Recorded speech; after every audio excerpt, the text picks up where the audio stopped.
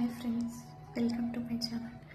So last రీల్లో Jupiter యొక్క traits ఏంటి, బృహస్పతి యొక్క క్యారెక్టరిస్టిక్స్ ఎలా ఉంటాయి అనేది తెలుసుకుందాం కదా. సో ఇప్పుడు మరి ఆ జూపిటర్ ఎఫ్లిక్ట్ అయితే ఎవరికైనా నెంబర్ 3లో పుట్టినా కూడా కొంతమందికి గురుస్థానం బాగాలేకపోవచ్చు. సో ఆ టైంలో మనం ఏం చేయాలి చూద్దాం. గురువు మెయిన్గా ఇండికేట్ చేసేది టెంపుల్స్, మన యొక్క ధర్మం, రిలీజియస్, స్పిరిచువాలిటీ.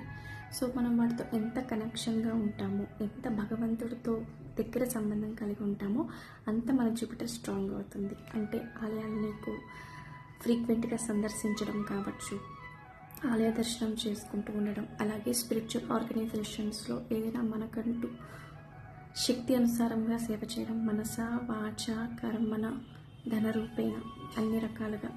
అస్తమానం ధన రూపేణ అవసరం లేదు, ఎలా అయినా సేవ చేయొచ్చు.